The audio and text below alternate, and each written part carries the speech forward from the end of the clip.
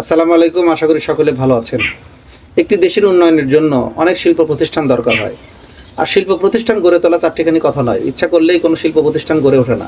একটা শিল্প প্রতিষ্ঠান গড়ে তোলার পিছনে উদ্যোক্তাদের অনেক ধরনের ত্যাগ থাকে।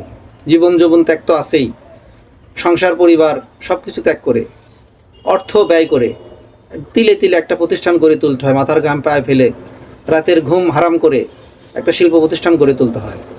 আর এই শিল্প প্রতিষ্ঠান গড়ে উঠলেই সেই এলাকার হাজার হাজার লোকের কর্মসংস্থান হয়, হাজার হাজার পরিবার তার সেই প্রতিষ্ঠানের মাধ্যমে উপকৃত হয়, দেশ অর্থনৈতিকভাবে স্বাবলম্বী হয়।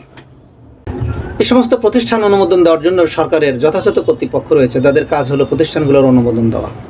এর মধ্যে কিছু প্রতিষ্ঠান রয়েছে যেগুলো পরিবেশের সাথে সামঞ্জস্যপূর্ণ না হলে পরিবেশ অধিদপ্তর সেগুলোকে অনুমোদন দেয় না, অথবা তাদেরকে কিছু ক্রাইটেরিয়া বলে দেয় যে এগুলো ফিল আপ করলে আপনি এটা অনুমোদন পাবেন। এবং অনুমোদন দেওয়াটাই তাদের আসলে মূল উদ্দেশ্য, বন্ধ করে দেওয়া তাদের উদ্দেশ্য না। কারণ একজন উদ্যোক্তা যখন উদ্যোগ নিয়ে কোনো প্রতিষ্ঠান গড়ে তোলে, তখন সরকারের সেই সংশ্লিষ্ট অধিদপ্তরগুলোর কাজই হলো সুবিধা করে দেওয়া, যাতে সেই প্রতিষ্ঠানটা গড়ে তুলতে পারে। কারণ প্রতিষ্ঠান গড়ে তুললেই সরকারের লাভ, দেশের লাভ, জনগণের লাভ, সংশ্লিষ্ট সেই অধিদপ্তরের লাভ, কারণ সবাই সেখান থেকে রাজস্ব পায়। কিন্তু প্রতিষ্ঠানটা যদি গড়ে তোলার বদলে শুরুতেই মুখ থুবড়ে বন্ধ করে দেওয়ার ব্যবস্থা করা হয়, তাহলে আখেরে কারোই কোনো লাভ হয় না, বরং ওই প্রতিষ্ঠানের মাধ্যমে হাজার হাজার বেকার সমস্যার সমাধান না হতো, সেটা না হয়ে বরং যিনি ব্যবসা করতেন বা যিনি এই প্রতিষ্ঠান গড়ে তুলতেন তিনিও বেকার হয়ে পড়েন। সুতরাং সরকারের কোনো অধিদপ্তরই চায় না যে প্রতিষ্ঠান বন্ধ হোক, বরং তারা চায় প্রতিষ্ঠান চালু হোক, এবং চালু করার জন্য যত ধরনের সহযোগিতা আছে তারা করতে প্রস্তুত থাকে। এর মধ্যে একটি গুরুত্বপূর্ণ প্রতিষ্ঠান হল পরিবেশ অধিদপ্তর। কারণ একটা প্রতিষ্ঠান শুধু গড়ে তুললেই হলো না, সেই এলাকার স্বাস্থ্য, সেই এলাকার শিল্প, সেই এলাকার পরিবেশ সব কিছু ঠিক রাখার জন্য সেই পরিবেশ অধিদপ্তর সেই যথাযথভাবে সেই ফ্যাক্টরিটা স্থাপিত হলো কি না সেটা দেখে, তারপরে অনুমোদন দেয়।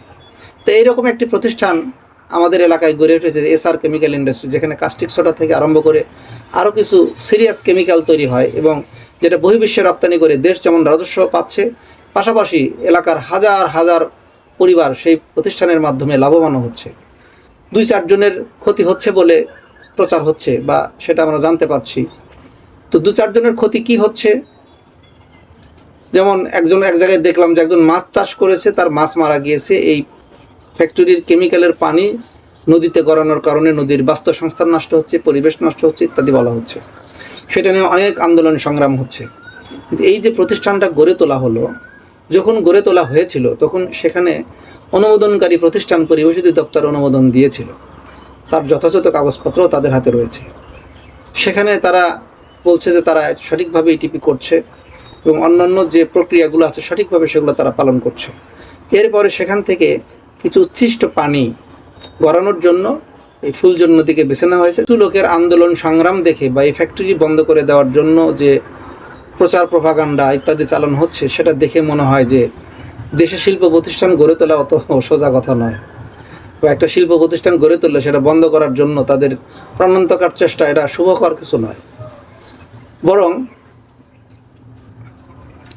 অনেক আন্দোলন সংগ্রাম করা হচ্ছে প্রতিষ্ঠানটা যাতে বন্ধ হয় এই জন্য। তো এত আন্দোলন তো পরিবেশ অধিদপ্তর এগুলোর অনুমোদন দেয়। তো পরিবেশ অধিদপ্তর অনুমোদন দেওয়ার পরেও বা পরিবেশ অধিদপ্তর দেখার পরেও যদি সেই প্রতিষ্ঠানের মাধ্যমে কোনো ক্ষতিকর কিছু হয়ে থাকে, সেটাও দেখভালের দায়িত্ব তাদের, যাতে ক্ষতি না হয়। কি করণীয়? অবশ্যই কিছু না কিছু করণীয় আছে। কারণ যে প্রোডাক্টগুলো সেখানে তৈরি হচ্ছে সেই প্রোডাক্টগুলো দেশের জন্য প্রয়োজন, বহির্বিশ্বের জন্য প্রয়োজন, অর্থনৈতিক কারণে প্রয়োজন। বিভিন্ন ধরনের কেমিক্যাল তৈরিতে র মেটেরিয়ালস হিসেবে সেই কেমিক্যালগুলো ব্যবহার করা হয়, না হলে অনেক কিছু তৈরি হবে না। যেমন আপনার গার্মেন্টসের জন্য খুবই প্রয়োজন, এরপরে অন্যান্য অনেক কেমিক্যাল তৈরি করার জন্য প্রয়োজন হয়, ডিটারজেন্ট তৈরি করার জন্য প্রয়োজন, হাইজিন যে অনেক প্রোডাক্টের জন্য প্রয়োজন, তারপরে কেমিক্যাল ফ্যাক্টরিগুলোর জন্য প্রয়োজন। এই যে বিভিন্ন প্রয়োজন, এগুলো আমাদেরকে বিদেশ থেকে আমদানি করতে হতো, এখন দেশে উৎপাদন করে দেশের চাহিদা মিটিয়েও বিদেশে রপ্তানি করা হচ্ছে। তার মানে কি? অর্থনীতিভাবে দেশ স্বাবলম্বী হচ্ছে। আমাদের দেশে অনেক নদী নালা, খালা খন্দ, খাল বিল পড়ে রয়েছে যেগুলোর কোনো ব্যবহার নেই। সেগুলা জায়গাতেও কিন্তু পরিবেশ অধিদপ্তর কোনো কাজ করে নাই। যেগুলোর কোনো ব্যবহার নেই সেগুলো দিয়ে কোনো মানুষ কোনো উপকৃত হয় না। কিন্তু একটা শিল্প প্রতিষ্ঠান গড়ে তোলার কারণে হাজার হাজার লোক, লক্ষ লক্ষ লোকের কর্মসংস্থান হয়, দেশ অর্থনৈতিকভাবে স্বাবলম্বী হয়। তাই কোনো ফ্যাক্টরি বা প্রতিষ্ঠান বন্ধ করার জন্য কেউ আন্দোলন করছে, এরকম জানতে পেরে আমি কয়েক জায়গায় যোগাযোগ করেছি, তারা বলছে না, তারা এগুলো বন্ধ করার জন্য আন্দোলন করছে না, তারা চাচ্ছে যে এখান থেকে যে উচ্ছিষ্ট বর্জ্য বের হয়ে নদীর পানি দূষিত হয় বলে তারা সন্দেহ করছে। কেউ কিন্তু কনফার্ম না, কারণ কেউ কিন্তু বলতে পারছে না যে ঠিক কার পানির জন্য, কার দূষণের জন্য এই পানিটা দূষিত হচ্ছে। স্পেসিফিক কিন্তু এটা প্রমাণিত নয়, এটা প্রমাণ করার দায়িত্ব সেই সংশ্লিষ্ট অধিদপ্তরের। কিন্তু আমরা এ পর্যন্ত সেই সংশ্লিষ্ট অধিদপ্তরগুলো কোনো নড়াচড়া সামাজিক যোগাযোগ মাধ্যমে লক্ষ্য করিনি। হয়তো বা ইন্টারনালি তারা করতে পারে, কিন্তু সামাজিক যোগাযোগ মাধ্যমেও লক্ষণীয় হওয়া দরকার, যেহেতু সামাজিক যোগাযোগ মাধ্যমে এটা প্রচার হচ্ছে। এর কারণে সমাজে অস্থির পরিবেশ তৈরি হচ্ছে। যদি তারা এই সামাজিক যোগাযোগ মাধ্যমে বা গণমাধ্যমের মাধ্যমে জনগণকে অবহিত করেন যে ঠিক কী ধরনের পদক্ষেপ তারা নিচ্ছেন এবং তারা পদক্ষেপ দিবেন পজিটিভলি, সেই প্রতিষ্ঠান বন্ধ করে দেওয়ার উদ্দেশ্য নয়, বরং সেই প্রতিষ্ঠানের যে অভিযোগটা সাধারণ জনগণ দিচ্ছে সেই অভিযোগ যাতে আর না দেয়, যাতে আর না সেগুলো সংগঠিত হয়, সেই বিষয়গুলো তারা সমাধান করে দিবেন। ইটিভি না থাকলে সঠিকভাবে টিভি অবশ্যই টিভি করা যায়। অবশ্যই ইএমপি হয়েছে কিনা, আশেপাশের পরিবেশ কী ধরনের ক্ষতি হতে পারে, সেই বিষয়গুলো তারা নজরে আনবেন এবং সেই বিষয়গুলো সমাধান করে দিবেন। একটা শিল্প প্রতিষ্ঠান টিকে থাকুক, এটাই আমাদের চাওয়া। কারণ শিল্প প্রতিষ্ঠান বন্ধ কোনো সমাধান নয়, বরং আরও বন্ধ হওয়া সকল শিল্প প্রতিষ্ঠান চালু করা হোক। দেশের অর্থনৈতিক স্বাবলম্বীর জন্য এটা খুবই প্রয়োজন। কিছু লোক শত্রুতা করবে, হিংসা করবে, বন্ধ করার চেষ্টা করবে, তাতে কিছু যায় আসে না।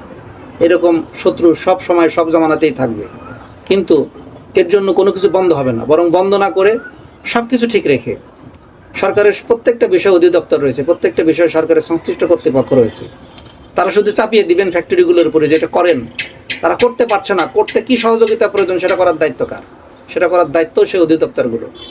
সুতরাং তারা সেটা সমাধান করে দিবেন, রাষ্ট্রীয় উদ্যোগে হোক অথবা স্ব উদ্যোগী হয়ে হোক, প্রাতিষ্ঠানিক উদ্যোগে হোক, তাদেরকে সহযোগিতা করে সমাধান করে দিবেন এবং ফ্যাক্টরিগুলা সাবলীলভাবে চলবে কোনো অভিযোগ ছাড়াই। এটাই আমরা প্রত্যাশা করি। Voice of Atikullah Arefin Rasel.